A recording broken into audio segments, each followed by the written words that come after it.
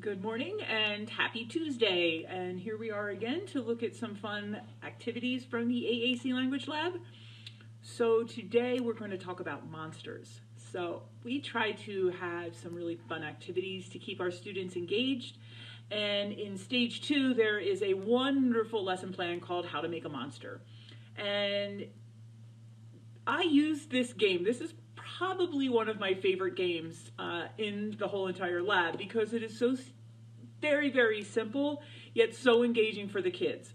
I was working in a classroom with 5th and 6th graders, and they were all on different devices. So we had students that were using touch chat with word power, we had Unity, we had Words for Life, and the teacher was like a little bit nervous because she's like, how am I going to support all these kids with all these different devices? And you know, oftentimes we think like, oh well, every kid should be on the same device, but that's not the case because each child is so incredibly unique and each learning style is so incredibly unique that we want to make sure that the device matches what they need. So it shouldn't be about the teacher and what makes the teacher comfortable. It needs to be about the student and what makes the student comfortable. So we played this game called Monster Mouth. And basically what you do is you get 2 grocery bags, or you can do like a big lawn and garden bag, and I put them together and I cut a big hole out of here for the mouth, and then we kind of decorate it. So you can put eyes on here, you can put, you know, hair, whatever you want. So I actually went into the classroom with just a simple one that just had some eyes on it, and we played this game where we had language goals based on what the student was working on. So we had 4 students using AAC devices, each one working on something separate. And so we had a stack of, we had a stack of paper, thank you, Jean. We had a stack of paper that was there with what we wanted them to work on. So each student had their own pile of scratch paper. So again, we're using grocery bags, which we got for free at the grocery store, and then we're using scratch pieces of paper, which cost like absolutely nothing, and we just wrote down what we wanted them to find. So they got to pick one of their papers, they found it on their device, and when they found it on their device, they then got to throw it into the mouth of the monster. So they were doing something that you're not usually allowed to do in the classroom. You get to throw something, and it became so incredibly fun. So again, these kids had on their IEPs maybe that they were going to pay attention for 5 to 10 minutes. We played this game for 45 minutes with them totally being engaged and each one working on their own learning objective and not realizing that they were working on different things because it was so engaging to be able to throw things into this monster. And the only reason we stopped playing that game was because it was lunchtime.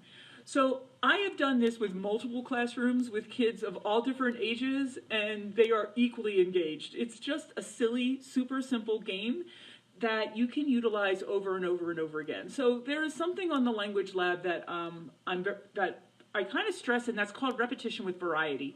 So we have a lot of games that can be modified to play a variety of different ways. So the next time I went into that classroom, the classroom assistants had gotten a hold of the monster and they had lipstick on it. They had like all kinds of crazy hair. The kids all decorated this thing and they used this game at math time to practice math facts. They used this game when they were doing spelling, and if they could spell the word right, they got to throw it into the monster. They utilized this game in a variety of different subject areas for a variety of different objectives. So we have that repetition with variety. We have one game that we can play multiple different ways. We have that one game that we can play with a variety of different kids all working on different concepts. And it's still just as effective. And because it's something unexpected that they're throwing things in the classroom, that they really enjoy it. So How to Make a Monster lesson plan is on the Language Lab. So you have this game that you can play. There's also a book called How to Make a Monster, and when you read the book at the very end, there's all these body parts, and the student can make their own monster and put it all together. And we also have links to a couple really wonderful videos. So you can go on and watch a teacher reading Big Green Monster. So if you've never read that story, follow the link in the lesson plan. It's absolutely fabulous.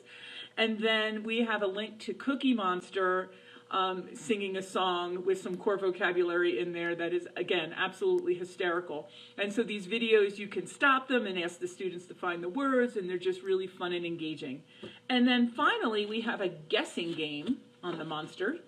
So this is already made for you. And so this guessing game, look at this. There are no icons on here. That doesn't matter what device you're using. Oh, could it be used with somebody that's learning English as a second language? Absolutely. And so now the student one student gets to pick which monster they're thinking of. And then everybody else has to guess what it is. Is it the blue one? Is it the purple one? So they get to practice asking questions. Is it? You know, and so you can say yes and no, or you can say it is not, whatever you want, but you have a game. Now, could we play this a variety of different ways? Absolutely. You could put words on the different monsters and they could say, oh, is it this word? Is it that word? You could put math facts. Again, you could play this game so many different ways. All right. So how to make a monster. Hi, Wendy, and I'm glad. I know that, Wendy, I've seen you work on this lesson plan with your kids, and you've posted some amazing pictures and things that they've done. So that's kind of cool when we all get to share what we're doing with each other. So that's really fabulous.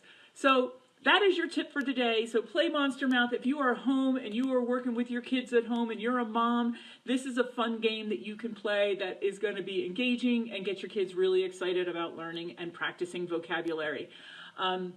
Hey, maybe, you know what would be really fun is if they get to throw something in the mouth if they do a chore. Oh, you get your whole house clean. It would be fabulous.